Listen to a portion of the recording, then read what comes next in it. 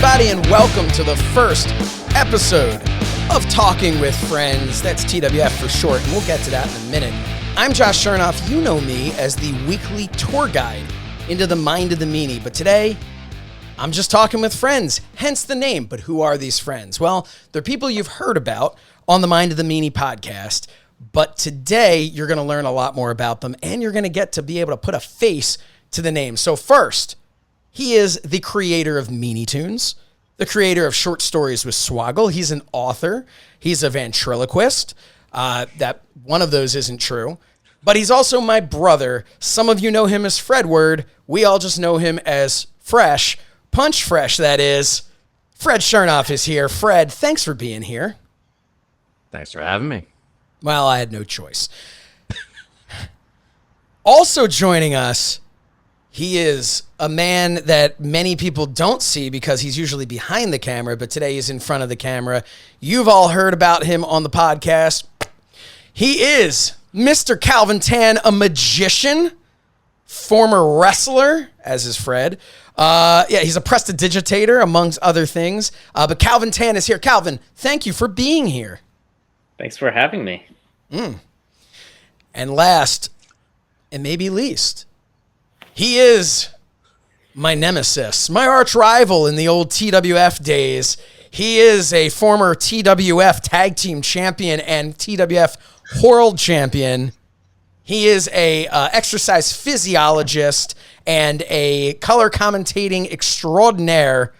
Ladies and gentlemen, Matt Mangol is here. Matt, thank you for being here.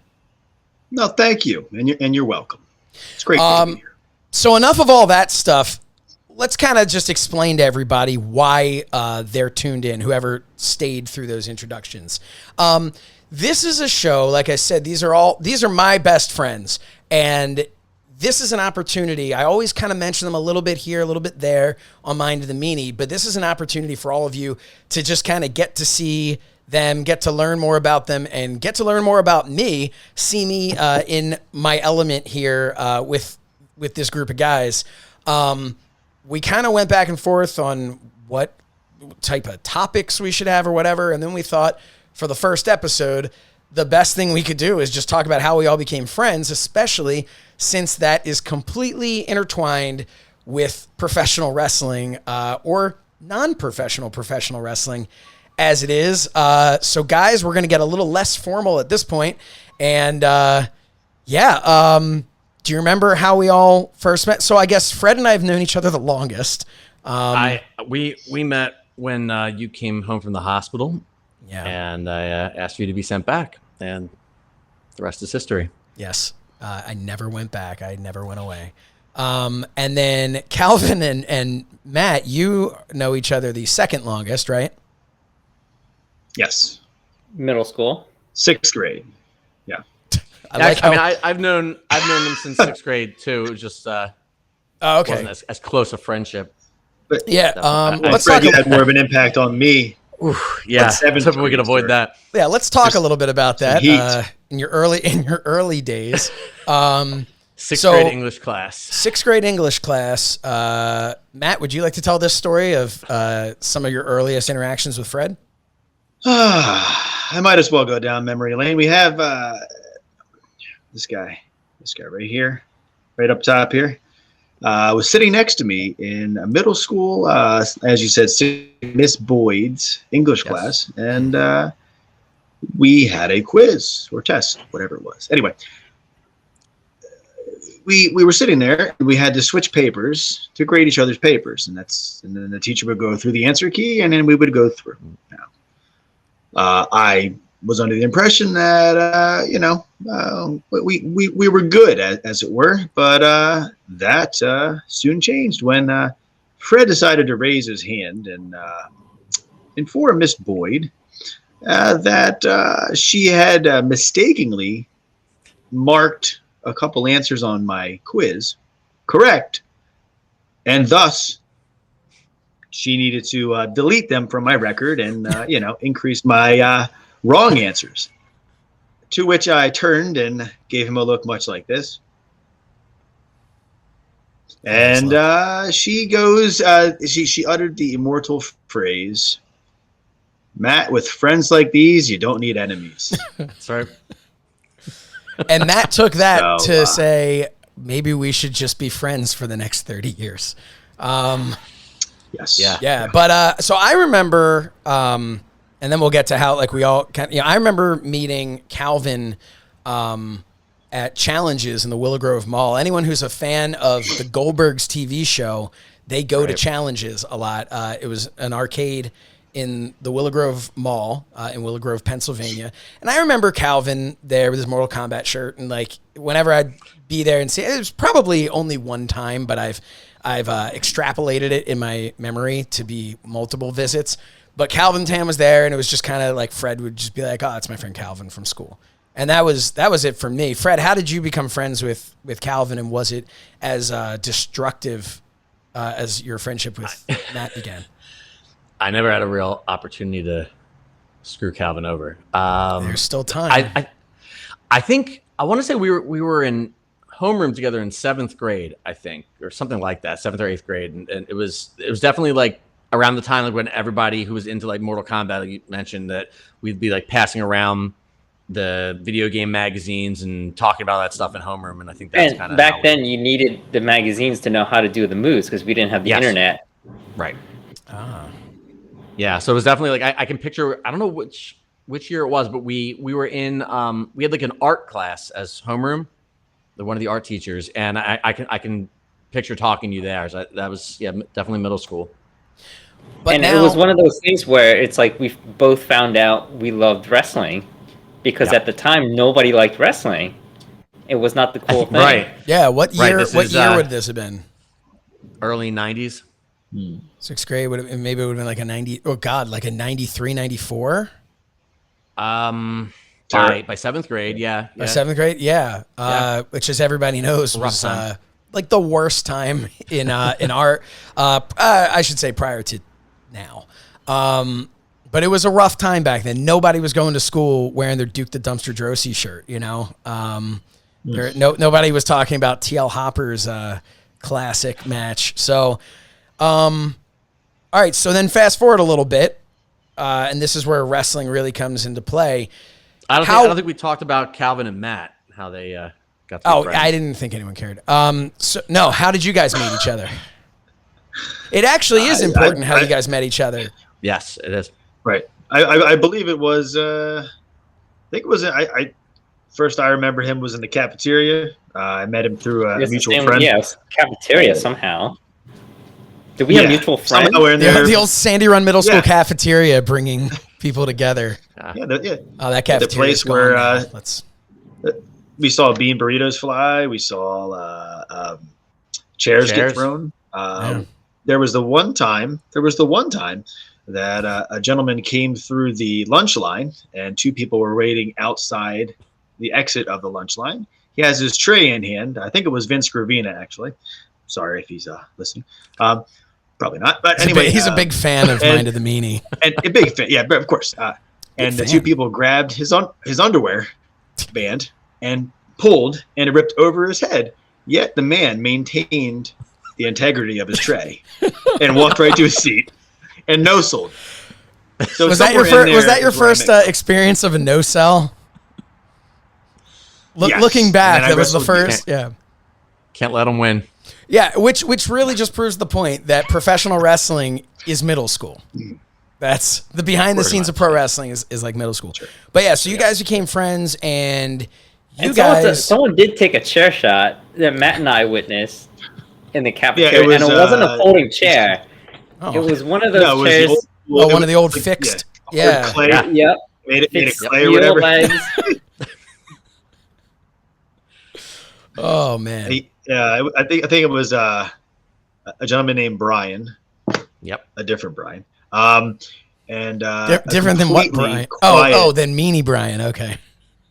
Yeah, I don't think anyone's concerned that we went to school with Meanie. Meanie's significantly older than all of us. He was a grown man. Yeah. He was a grown man. He was about 53 at that time. But anyway, he's sitting there right now going, "You don't fucking know me like that." Of course not. Anyway, so what we're gonna do is Brian, he's totally quiet, always quiet, you might hear a couple chirps or a grunt out of him every so often. Nice kid. And all of a sudden, someone just pushed him too far. And I would say from about 20 yards out, end over end, there goes one of these hard clay chairs. Yep. Makes contact with the person's head. And in shock, they were selling it. They tried to no sell it, but they were selling it. The old stagger. They're like trying to get up. Yeah, Brian. Yeah, Brian gets up and he gives them the, like the Hogan. Yeah. It was great. It was one of those moments where like all the conversation just died out and everybody turns to see what's going on, and he is, Wow. Yes. So exactly. You and Calvin, Matt, you guys wrestled on like trampolines and backyard stuff, and just kind of wrestled around. Calvin was No, I actually did not take part in the backyard wrestling. I did. You were there, right? Wrestling. Weren't you there when some of these things happen? I never got on a trampoline. Okay. Well, no, that was my infamous opponent that never showed up, Sharky. Oh, we'll get to that. He got power bombed, and a couple Dorian. springs were left off of that trampoline. Yeah. So Calvin was an actual amateur wrestler, captain of his team. I guess some might say how I got captains on wrestling? this side. What? You know how I got into wrestling? It was I was getting the WWF magazine, and I think someone wrote in to ask Bret Hart. They wanted to become a professional wrestler, and if Bret Hart had any advice, and Bret Hart said, "You should start by joining your school's wrestling team, get into amateur wrestling." So I'm like, oh, I would love to be a pro wrestler one day. So let me go join the wrestling team. That's awesome. So you Matt credit Mangol's all that to that editor that posed as Bret Hart. Yeah. Vince Russo. Vince Russo's responsible for your so Matt Mangol left us for a minute. He's back now. I apologize. That's fine. I'll just remind you that this is a video show. Oh, I know. No, just so you know, just so you'll be outed for whatever you do. Just work it a little more as you're walking out. Yeah, next time you're walking, hate to see you go, but we love to watch you leave, Matt. So let's talk a little bit. Take a bump before I head out. Yeah. Okay, let's talk a little bit about how we all became friends. So the show is called Talking with Friends, which was actually a name Mangol came up with because it, A, is exactly what's happening, and B, the acronym for that is TWF. And TWF has been... That is the glue the base of our friendship was TWF. Yes. TWF has gone through different stages. As you can see behind me, I have the TWF belt that I always have. And on Mind of the Meanie, I've talked before about what that is. And that was the Teenage Wrestling Foundation Championship belt. So I was 15 years old and decided that I wanted to be a professional wrestler. Sure. And I was 15. It was enough already. I was finished waiting. And we had gone. So obviously we knew Bill Apter. Fred and I knew Bill. He was in our neighborhood, and that's a long story. Everybody knows already that we were close friends with Bill. Through the WWF magazine, we saw a thing just like Calvin Tan. WWF magazine's responsible for all these things. We saw an article on the Wild Samoan Training Center in Allentown. Was it the one in Allentown? Whitehall, yeah. Excuse me, not all of us lived up in Allentown. But so it was the one in Whitehall, Pennsylvania. And when we realized that was so close and there was like a ring, and then we were talking to Bill, and he's like, yeah, you could probably like rent out the ring or do something. They rent it out for parties. Yeah. This is back before anyone got sued. And so we called and we spoke to Afa's wife, Lynn. And long story short, our dad took Fred and myself to Afa's school, and we were all like, we were ready to go. To the extent that I brought with my foam WWF belt that was called the WWF Kids Championship belt at that time. That was our backyard federation in the time. There was no violence or chairs or light bulbs in our backyard federation. It didn't work that way. Pillow chairs. Pillow chairs, yeah, which Seth Lyons, who went by the name Perfect Seth, needed to be hit like 1,000 times before he would fall down. I'd say, how would that work out for him now? But he's like a high belt in Krav Maga, so, you know. Is it really? Yeah, so we'll back off on Sethy Poo 1. That was his AOL screen name. Anyway, so we went there. We were both wearing jeans and T-shirts. And so we were really ready to show our stuff. Afa wasn't there, but we went in the ring. We got into the ring and it was like, all right, have some fun. And it was at that moment that Fred and I were like, oh, we don't know how to do this. And just, Fred, what are your memories of that? The ring was small and really, really hard. Mm-hmm. And we didn't know how to bump, so we weren't going to do anything like that. We just kind of played around a little bit and tried different things and worked like random matches and usually Josh had to win when we would wrestle unless we had enough time to get multiple matches in. Then he would lose, but only if he got his win back in the follow-ups. He always had to come out ahead in some way. Yeah, I mean, you suggest that I lose, I just stroke my Fu Manchu. I'd say that doesn't work for me, brother. But so we did a few of those, and that was the first. I put you in a sharpshooter at one point. That's what I was getting to. There was, for a period of about 10 years of my life, at various points, if there were other people around, Josh would somehow convince me to take a sharpshooter, and he would wrench back legit, and like Bret Hart in Madison Square Garden, and like Bret Hart with Mr. Perfect's singlet hanging by a thread and just pull back, you know. Yeah, and I fell for it every time, but that one stands out. I remember the sharpshooter, and I remember trying. You wanted me to power slam you for like the finish, but I couldn't like pick you up in the position, so you had to come like off the ropes or something. That's about all I really remember. Yeah, the old lead ass. Power slam. We had no idea what the hell we were doing. Not a clue. And at that moment, that's when we really learned our lesson. Said, you know what? This isn't something we can do. We're just kids. We need to wait and train properly. Yes. That's not at all what happened. So we walked away from that going, I mean, we're pretty much ready to main event our own promotion. And I knew very quickly like that this was not going to work for me very well. Like it was a lot. It's a lot scary. It's not a trampoline, you know, and I figured that out very quickly.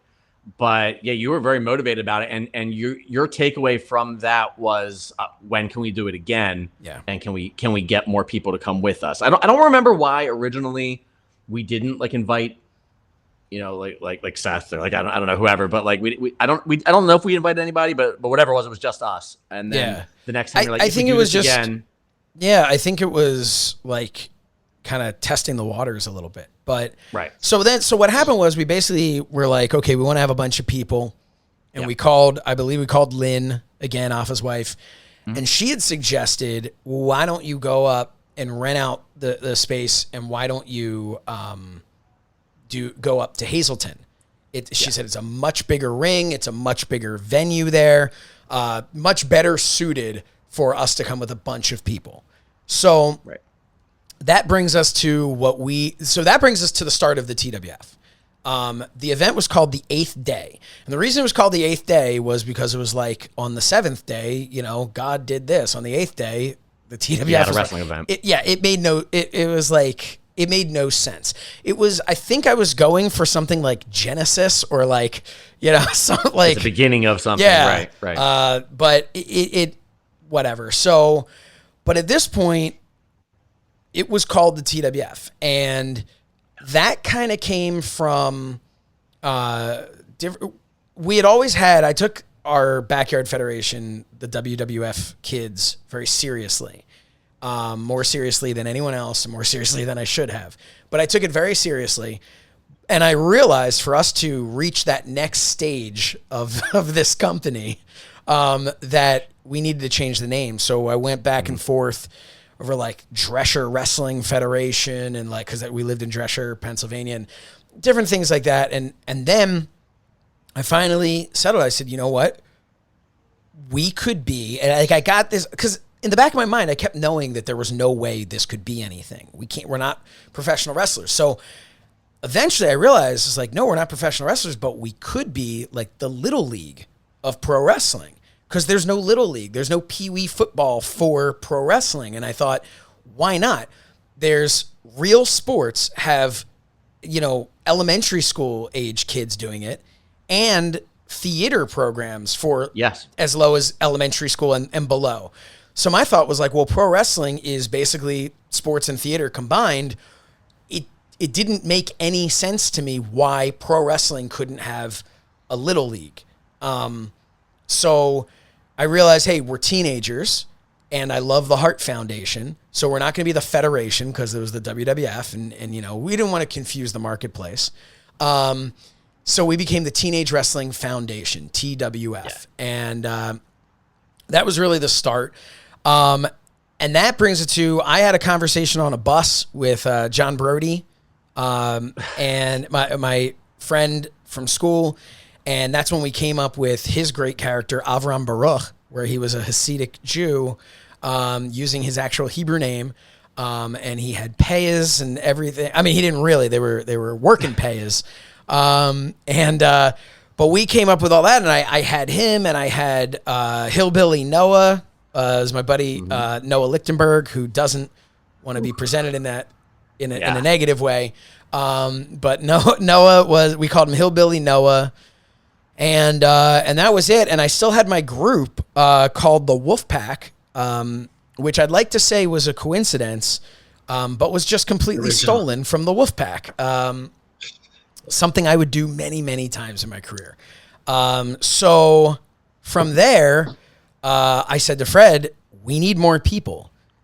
And that's kind of where Calvin initially comes in. And then we can kind of skip over that show, because I don't know that anyone cares. Yeah. Well, I wanted to jump back real quick. The Wolfpack thing made me think of it. When you talk about, we went and we were wearing just like basically street clothes, and wearing jeans. The irony of that is that you had a lot of outfits, a lot of gear that you had never really worn for any real purpose. Is Scott Steiner about to enter your garage? Yeah. We had in the basement, we had wasn't it like a Phillies locker or something like that? Yeah. And it was filled with just, you would use fabric paint and design gear for yourself. I cut up my gear. I'd cut up jeans. I do whatever I could, whatever I could come up with. So you always had fully accessorized, but but not that one time in Allentown. But no, because I was a little embarrassed. I think I was embarrassed to show up in my gear. With the puffy paint. With my puffy paint gear. Hey, it was the 90s.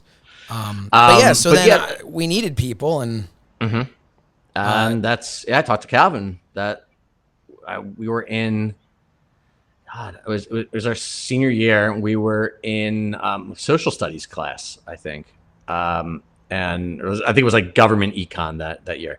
And I remember talking about it, and I was like, if you have anybody you think might be interested in coming along, and Calvin at that point, I think we'd hung out one time you'd come over to play some music in my basement, but we've been friends for years, but we never hung out outside of school. So invited him to my bar mitzvah, he didn't come.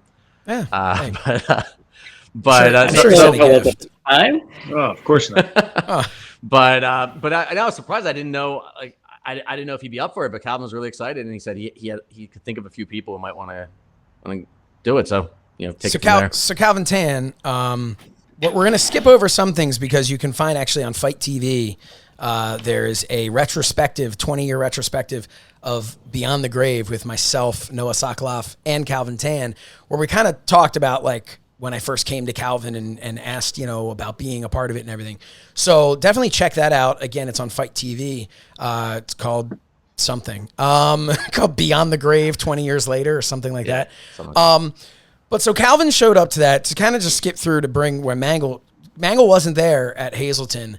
But Calvin, I remember a couple of things when you came there. So you were there with Rod and Noah, and Noah was driving to Hazleton, driving really fast, eating a hoagie.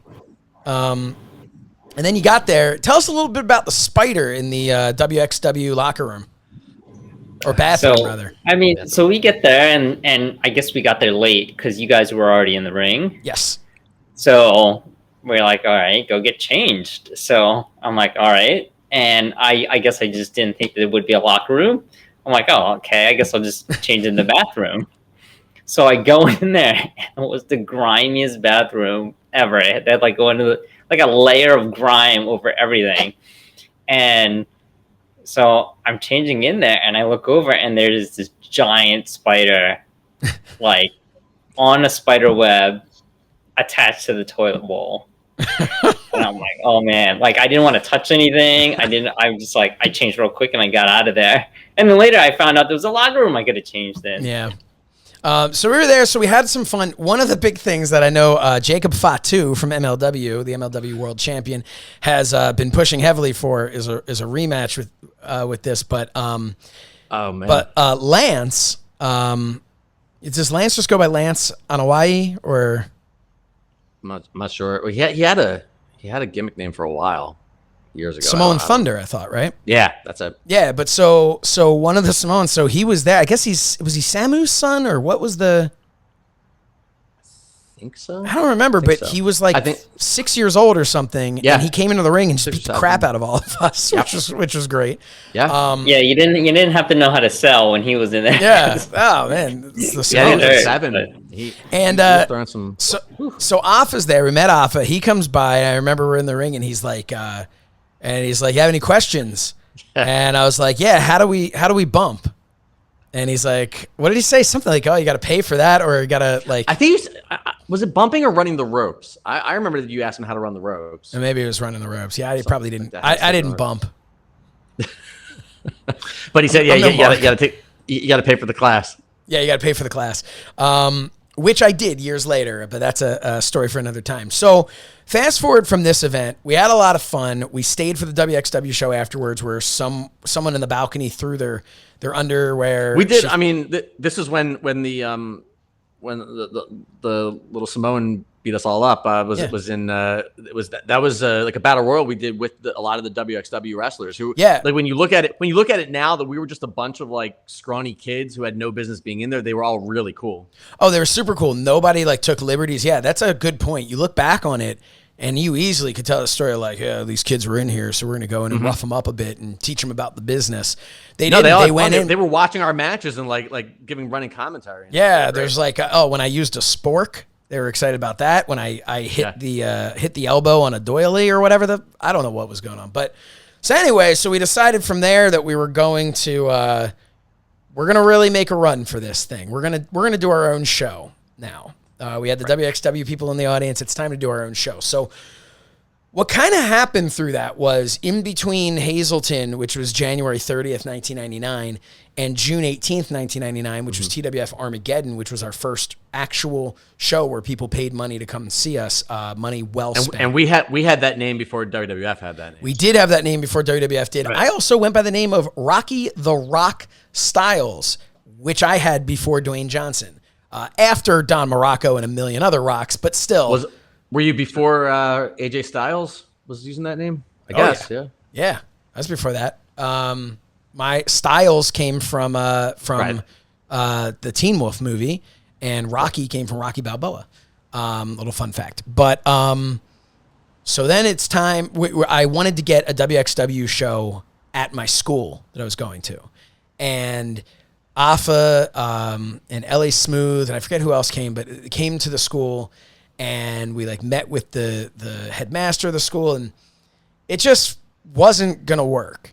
And you had Afa come meet with your headmaster. I don't remember that. Yeah, I'll never forget. Man. I'm hanging out. I think I was with Brody, and this girl, Corinne Campbell, who was just make a good dog break his chain. She was a little bit older than me, and she comes. I had such a crush on her, but she comes running out. She's like, there are big wrestlers here to see you. And I'm like, what? Like, what is, like, and it was very, where I went to school, like, sometimes it felt very much like television where you never really see them in class. Because if you notice in this story, like I'm just hanging out somewhere outside and she comes running out there. But anyway, yeah, Afo was there. And it was crazy. But afterwards, we realized how much money it was going to be to get them and all. And the headmaster of the school actually says to me, why don't you just do your own? You could put on your own show. You don't need them. And he then was like, I could connect you with the Boy Scouts of America for insurance, and I'm sure you'd be able to rent our gym for free.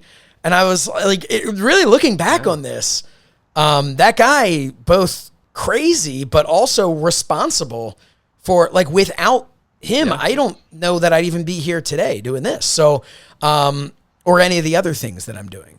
This is obviously number one now. But is anybody still watching? So we from there, we decided to do our own thing. We got the insurance. We rented a ring from Jim Kettner, and that is when, come April of 1999, was when we all got together at Fred and my grandfather's real estate office, an office where we would one day go to work.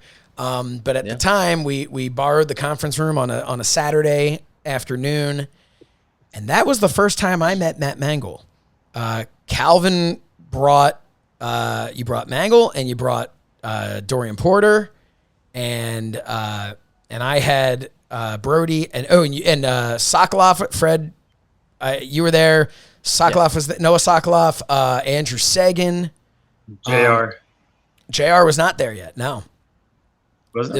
So JR didn't make an appearance until Armageddon because he was a DJ and he ran so he did the music for us.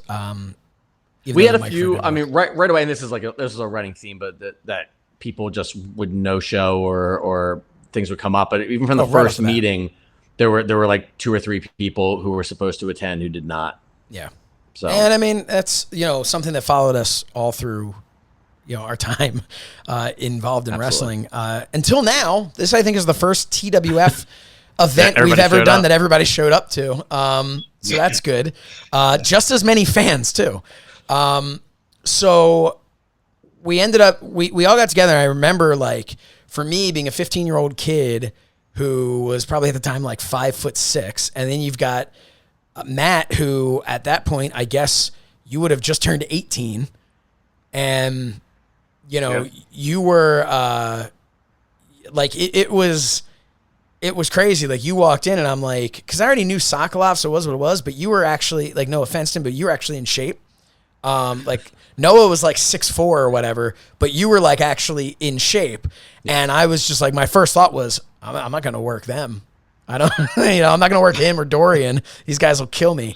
So I was like, who can I put them against? Yeah, I think Dorian was he was on the track team, so he was in shape too. Yeah, he was pretty lean. Sure. But so then we all got together, if you remember, and this was like when we sat down. We're like, all right, what's everyone's gimmick? What is our look going to be? What's all that stuff? Yeah, we had printouts of like how to figure out like who your character is and all that stuff, and then like a stack of papers of wrestling moves, and like, which I still have somewhere. I found some of these moves and see which what move like. What move do you want? Oh, I'll do the pile driver. That seems safe. But I remember, I actually remember it perfectly. Fred and I having the conversation about Mangol, because I think Calvin, you may have told Fred what they wanted their names to be. And now, Fred, you had kind of, you had wrestled Dorian through the internet, right? Oh, Calvin also, yeah. And Calvin, we'd done like e-wrestling, which is a very 90s thing, where there was a computer simulator program that would run matches. And so like people would just like cut promos, like you typed your promo up and then they would put it all together. Like someone who ran the thing would simulate the event and they'd put the promos in, they would have commentary, and they'd tell you, and you'd wait and see and hope that you'd win. And it didn't usually go well for me. And one time Calvin had his character run in like wrapped with barbed wire or something like that. Taz machine, I believe. Oh, good Lord. It was a Taz machine, a complete rip of Fred, obviously ECW. Fred was Taz. never the same after his loss to Taz Machine. And that was his his first match too. Yeah. Yep. But yeah, we heard about Taz Machine about 10 years later.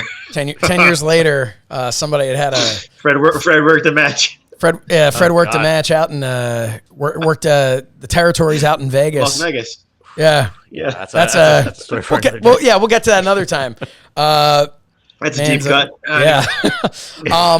So we had you had some experience in that regard, character wise. Yeah. And that's where I guess Heatwave came from for Calvin, and also ECW. Talk about taking things from ECW. They had a pay-per-view Heatwave. What's that? It's exactly where it came from. Yeah. And now all these years later, we're doing this on the Mind of the Meanie YouTube channel. The Blue Meanie is allowing us to do this. A man who actually wrestled at Heatwave. So it all comes full circle. And just real quick, my experience with wrestling is that when I started watching wrestling, it was all WWF, right? It was Saturday mornings, and then what happened is when the Monday Night Wars started, Raw and Nitro became the program, that was on cable, and I never had cable, so I couldn't watch Raw or Nitro. So I was flipping through the channel one day, and channel 48, local channel, was fuzzy, but all of a sudden ECW, and I see a clip of Shane Douglas throwing down the belt, and started, and then I became a huge ECW fan. But that was back in the day when people would bring weapons to the arena for the wrestlers. Yeah. Right? Like Raven took a Nintendo that someone from the crowd brought in and pile drive Tommy Dreamer through the Nintendo. It was just crazy. And you introduced, you told Fred about it, who told me about it. That's how I found out about that's ECW. Right. And we had so much pride, being like Philly people. There's so much pride in ECW that it was, because it was the thing, especially it ties into what you're saying about like when we were in middle school and how no one watched wrestling and all. By the time we were in high school, and wrestling was becoming cool anyway, but ECW was the thing that you could show someone who wasn't a wrestling fan, and they would be like, "Whoa, that's actually that's pretty crazy." And it was, and it was crazy. So we're picking the names.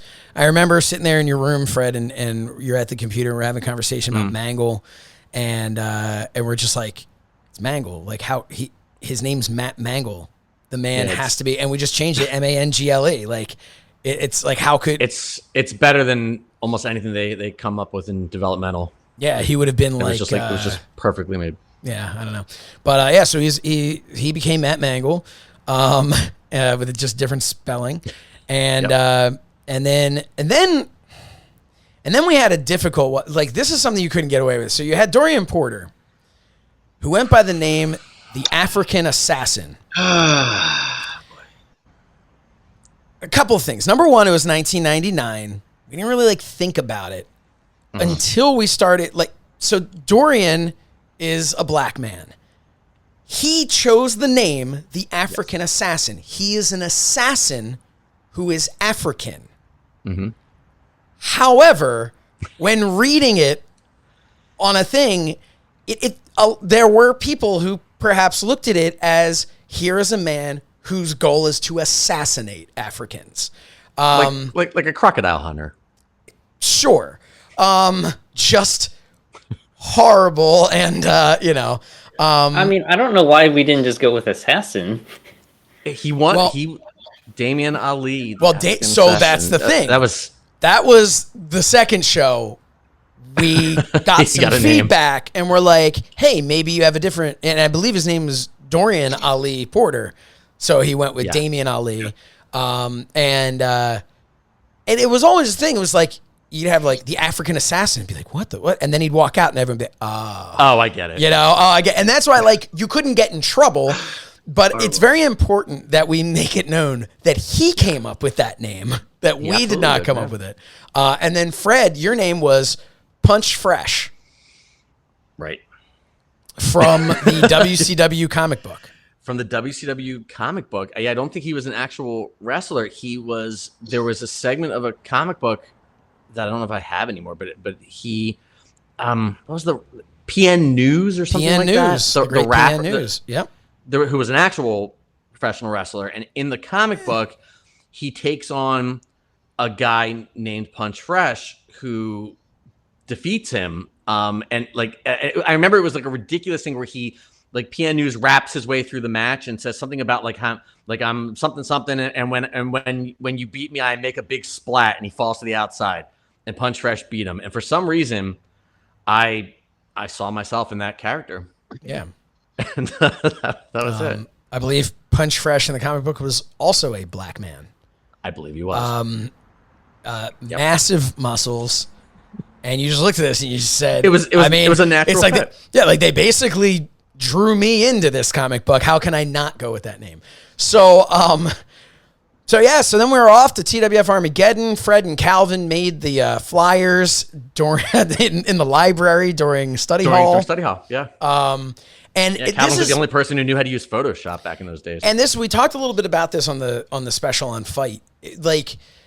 We back then, like this black and white printed out little like tear off poster blew my mind. Like I'm like, we're legit. This is so cool. But so we get to Armageddon, and at this point, I think we should maybe shift the show for the last little bit. We can talk about Armageddon, a little bit or another time, but like, I don't want to just take everyone through the whole history of the TWF exactly, because I don't know that anyone cares, and I don't know that 40 minutes in they're still even here watching this.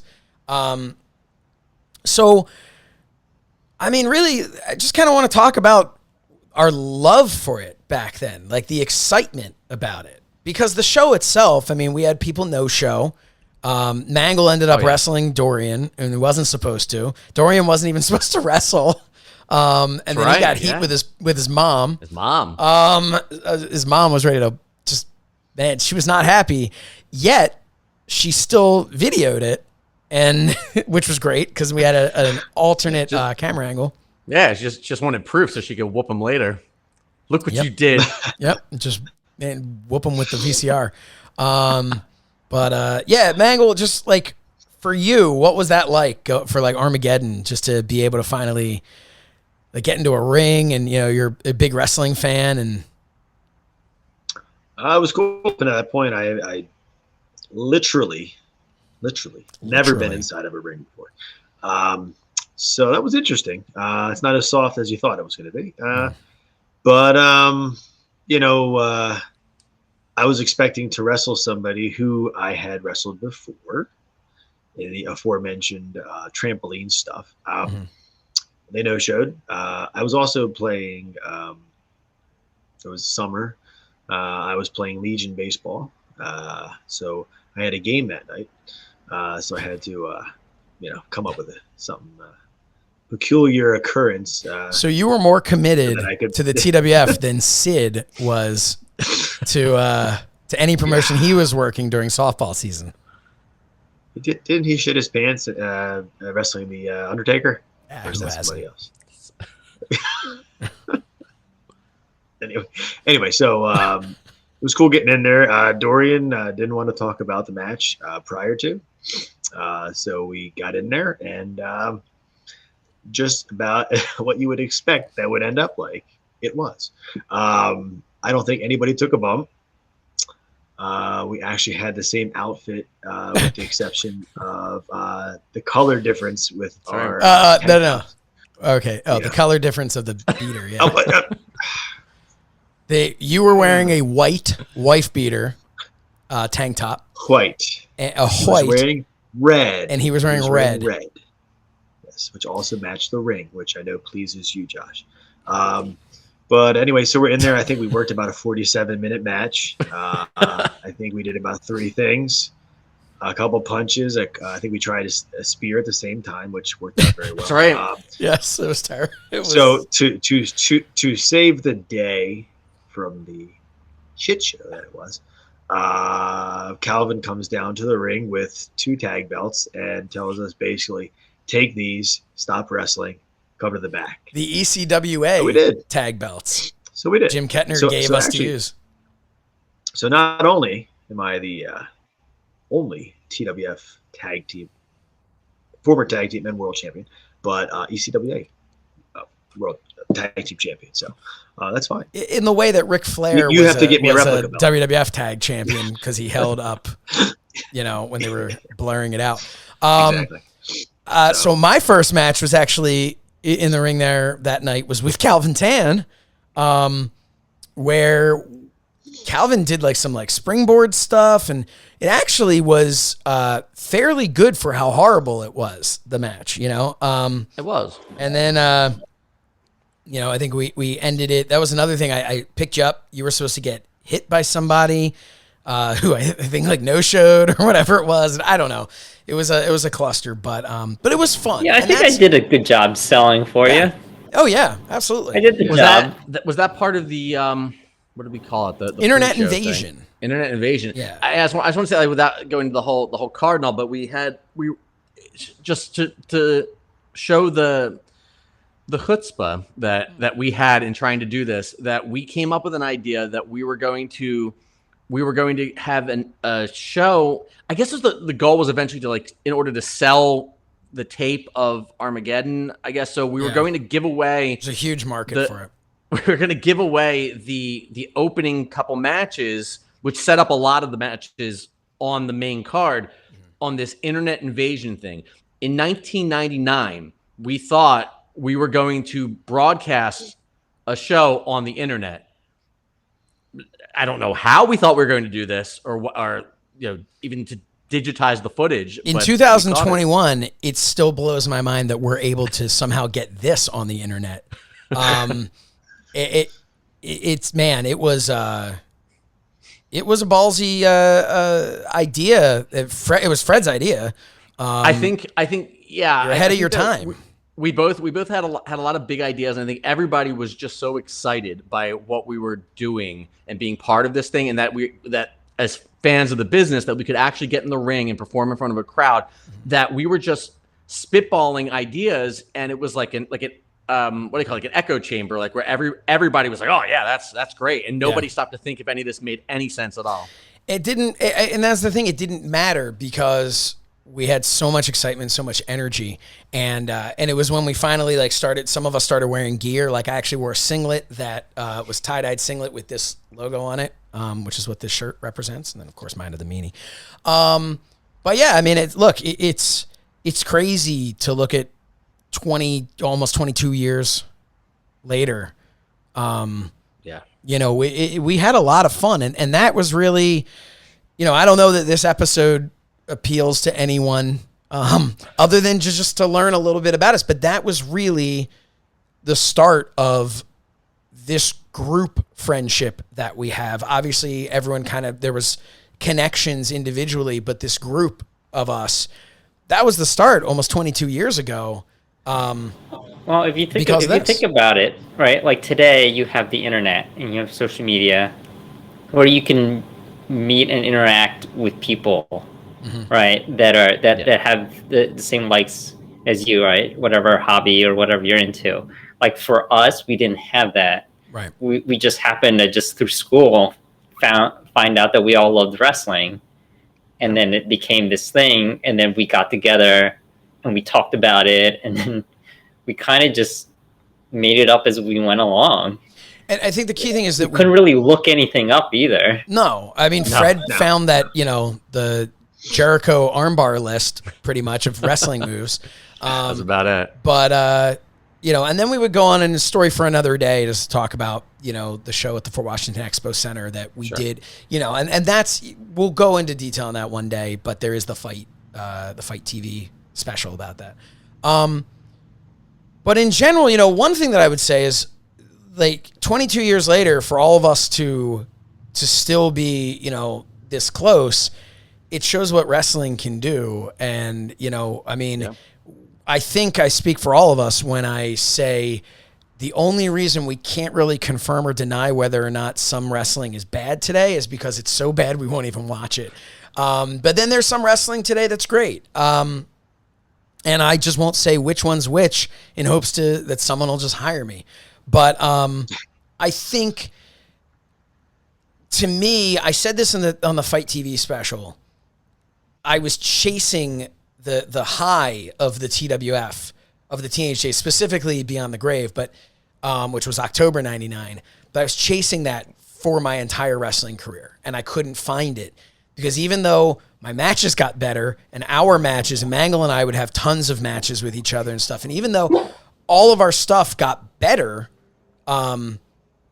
you can't, I mean, the excitement, the youth, the time of when this was, nowadays, this isn't, like, you can't do this now. You shouldn't do it, but you couldn't do something like the TWF, the Teenage Days. You couldn't do that now. And if you did it, if you could do it, it doesn't really matter. Cause like everybody is like, everyone's on TikTok or whatever the hell, breaking through tables. Like, it's not, it was a different time. And it really, it forged our friendships. Definitely did. Yeah.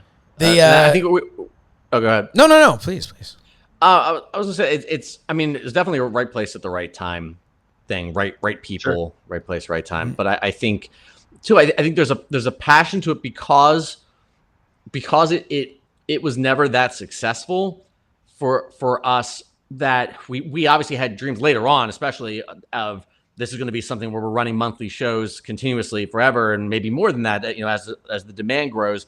And because, especially in those early days, it was so infrequent, and then it was over, that it became like I can relate it to in theater, that I always I did a lot of community theater and high school theater, and then I briefly did summer stock professional theater, and I found at the time that when you're doing shows multiple times a day, like every day, it's just a job. And the passion that the amateurs had in theater of like, we only get to do 2 or 3 performances, and we work so hard, and we're all a team. Like, it reminds me a lot of that we were a team of people who no one thought could do this stuff.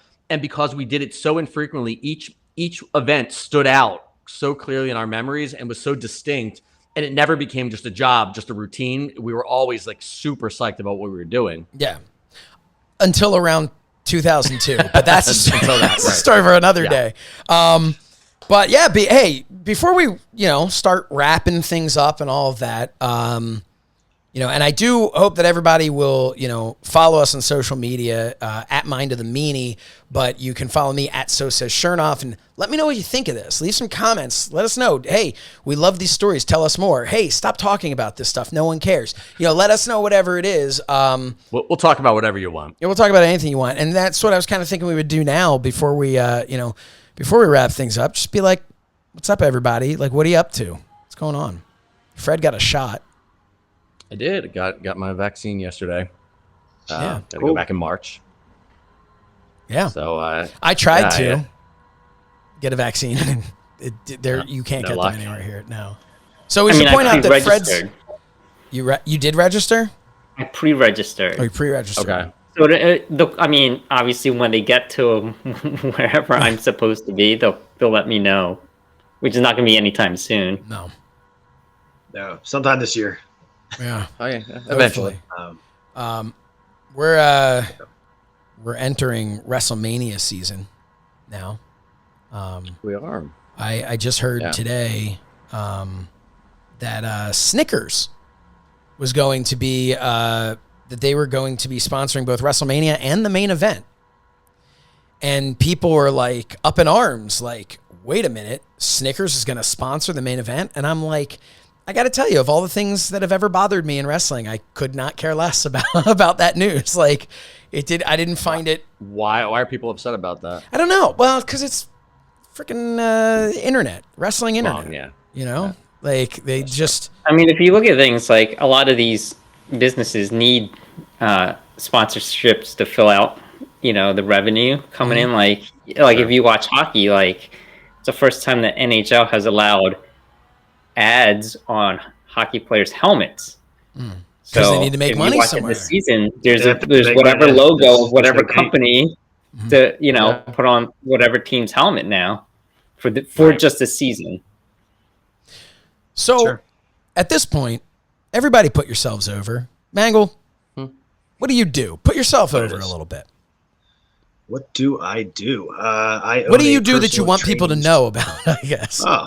Well, I own a personal training studio in Glenside, which is outside, it's a suburb outside Philadelphia.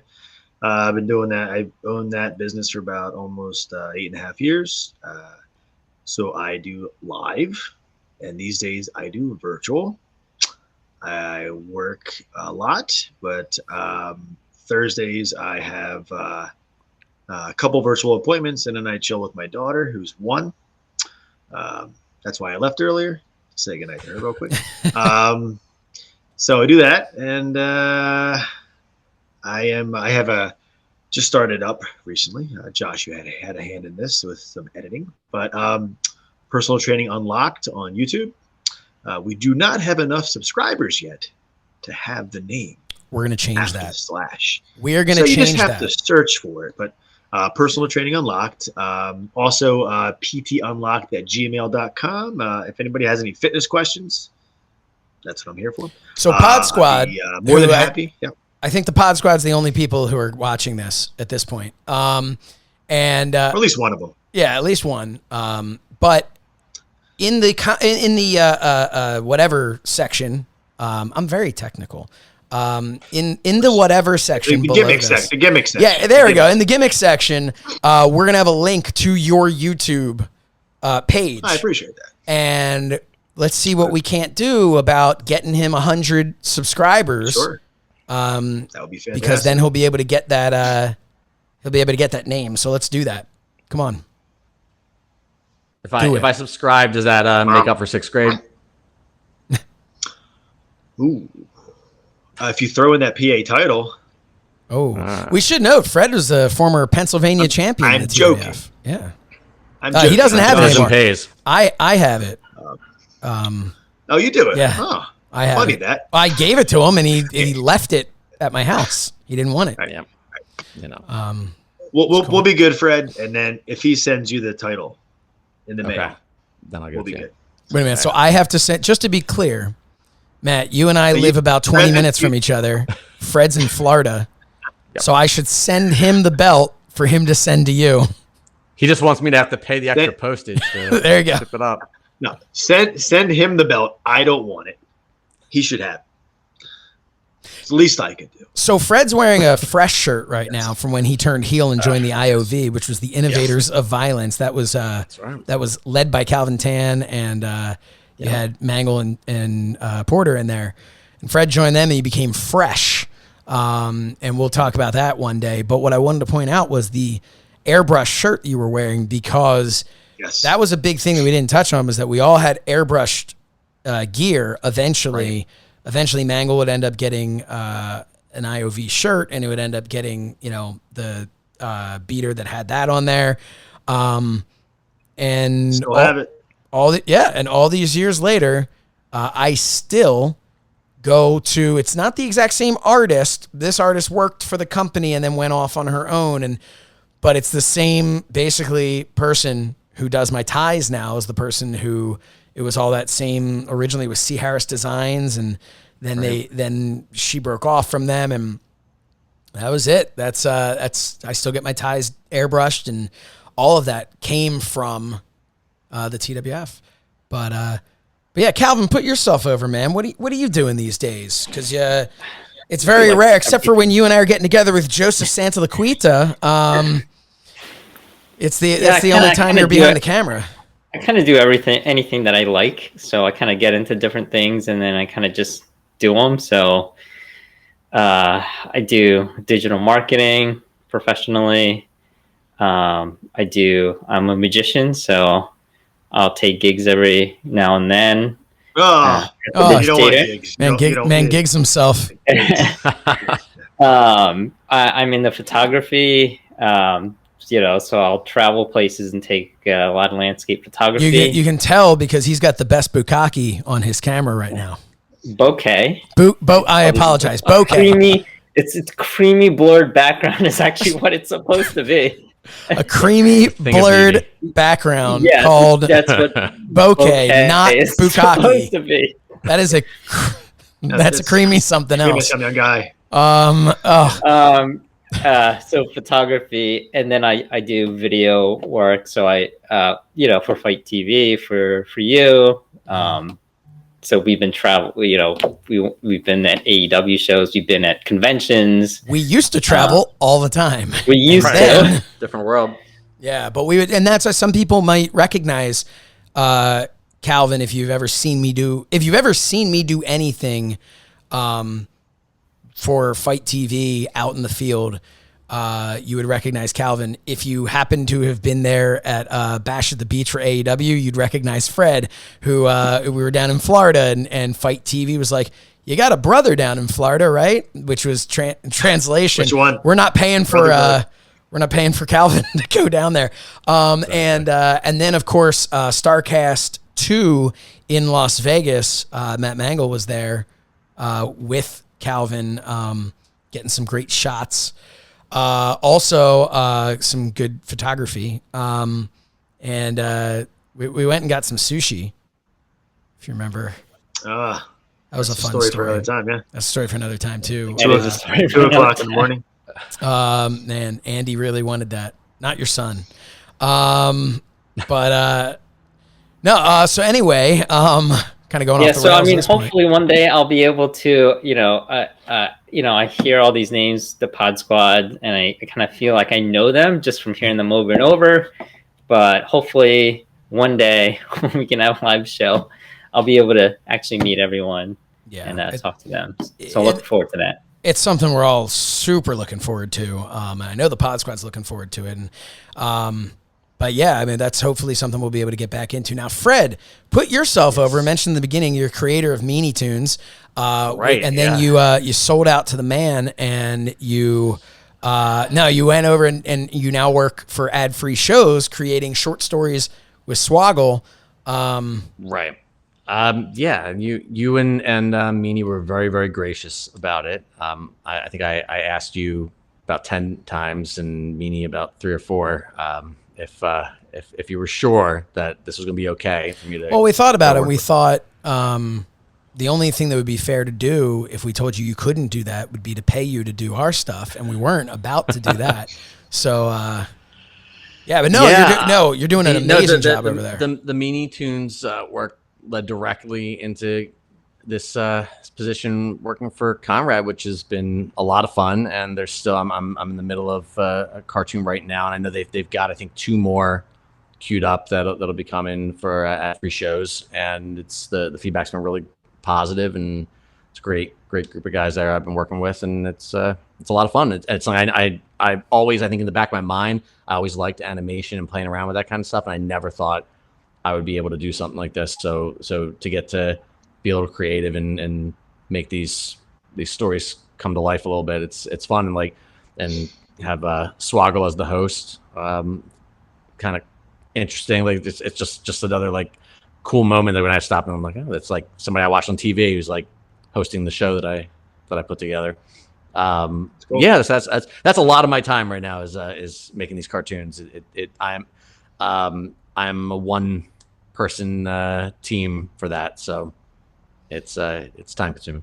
It's really cool though that to put a bow on the how we met type of thing, and just how we all got to this point was really we all kind of had fallen out of love with wrestling in a way, and the product wasn't really for us anymore. And then a gentleman by the name of Conrad Thompson started a little podcast with Bruce Pritchard called Something to Wrestle.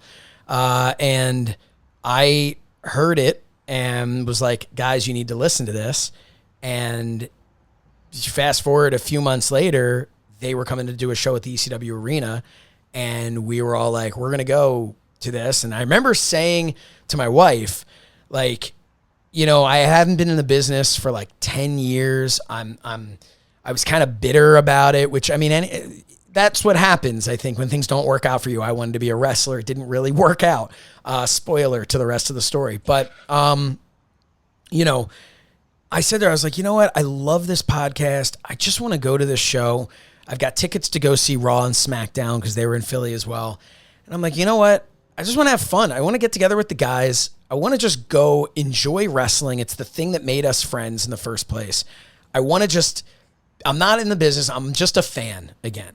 6 months later, I was doing a podcast with Bill Apter, and that and but all of it being back in the business all happened. I mean, 9 months later, it was me and Calvin were at the first StarCast. So all of that happened from just saying, you know what, we're not really into wrestling anymore, but man, something to wrestle is awesome.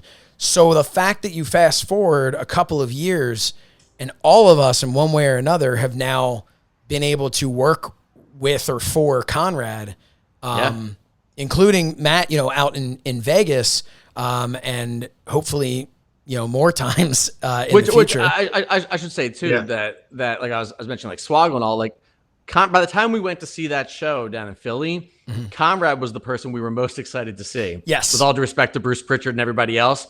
Yeah. So I had never been, working for almost 20 years in the real estate business. I had never been such a mark for a mortgage broker.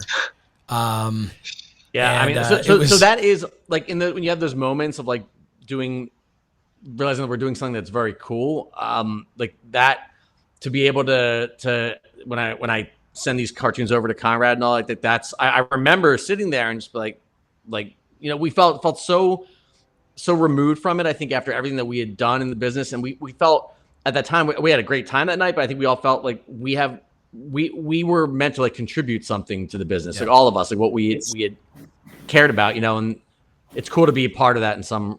It's so surreal because there's a picture of us. We ran into Billy Gunn there. Yeah. And there's a picture of all of us with Billy Gunn. And then fast forward, 9 months? All of a sudden, I'm having interactions with Billy Gunn at different places, different cities. Like, I would have never imagined that from that day. And that's the arena.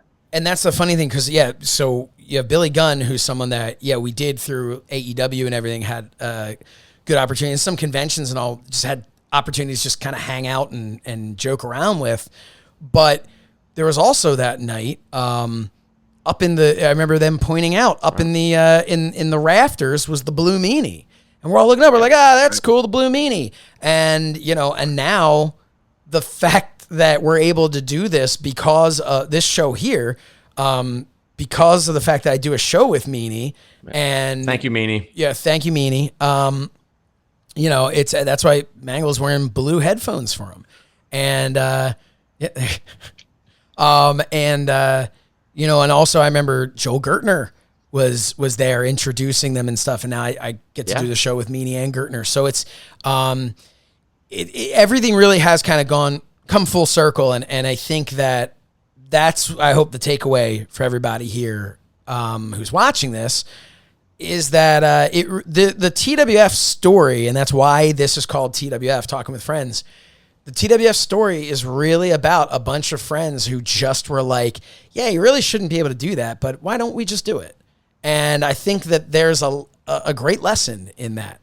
And the best thing to come from that is a multi-decade long friendship between all of us. So as Calvin Tan raises a pinky and drinks his drink, I think that, seems like a pretty good place to stop this.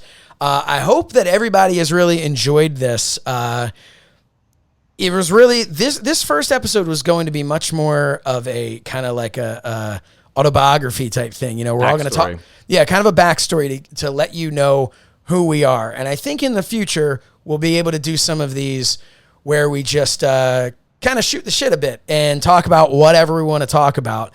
But we wanted you to kind of know who we are, why we're here, and a little bit about our backstory. So, and I'm sure there are many more stories to come. Like we haven't even talked about our trip to Canada, What about Gangrel in the bathroom, Josh? Gangrel in the bathroom, the Tanpire, as Meanie calls him. But there's a lot. There's a lot to tell. There is a lot to unpack, as someone would say. The Sandman in There's West also Virginia. Oscar in the bathroom. What? Oscar in the bathroom. Oh, Oscar. I thought you said Oscar. Oscar in the bathroom. Yeah. From Men on a Mission. Oscar from Men on a Mission. Yep. That's there's a story for that too. Bathroom stories. We really do. We really do. So make sure I'm thinking of more as we go. Make sure to tune in the next time. Go right now. Subscribe if you'd be so kind. Mind of the Meanie on YouTube. You're here. You're watching this. Click subscribe. Hit that little bell because that will let you know when we come back with these. Because who knows? Is it going to be next week? Is it going to be next month? It'll be next year. Will there be a high demand? Will there be a high demand that we never do this again? We don't know. So make sure you subscribe right now. Follow us on social media. I'm pretty active on there at So Says Shernoff. Of course, Mind of the Meanie is at Mind of the Meanie. Fred is at Frederick Shernoff, trying to really get a little bit more active on there. And then I do. I comment on things. I like things, and I'm trying to interact. A lot of your subscribers have been really good about following me, and I don't post a lot, but I'm trying to be better about it. Yeah, I mean, some would say you're being better as a human being by not posting a lot on social media. Sure. But and then there's Calvin Tan at Underground Magi. I think he logged in back in 2013 at one time. Yeah, I don't really have much to say on Twitter, so I'd rather have you follow me on Instagram because I like to post pictures there. Is that at Underground Magi? No, that's at Calvin Tan Magic. Well, I'm glad you told me now so that we can change the lower thirds before this airs. I mean, you can follow me on Twitter, but I'm just not going to say anything on there. Yeah. And then there's Matt Mangol. Matt Mangol, you're pretty active on Twitter. You're at Mangle Strength? At Mangle Strength. We got to get on that better, but we're working on that. Yes. I'm going to follow you right now. It's all a work, Josh. It's all a work, Josh. It's all a work. All work. It's all a work. Well, that's all we have. That's all we've got for you. Again, for Matt Mangol, for Calvin Tan, for Fred Shernoff, I'm Josh Shernoff. Make sure to tune into Mind of the Meanie every single Monday, and make sure you subscribe to our YouTube channel here, youtube.com/Mind of the Meanie, so you will get a notification when we are back for me to talk with my friends again, because this is the new and improved TWF, Talking with Friends, brought to you by Donnie. Hey, stop it there. Oh, the Donnie here. I'm gonna Donnie to Mangol real quick. Here we go. It's not working. Yeah. Brought to you by Mind of the Meanie. We'll see you next time.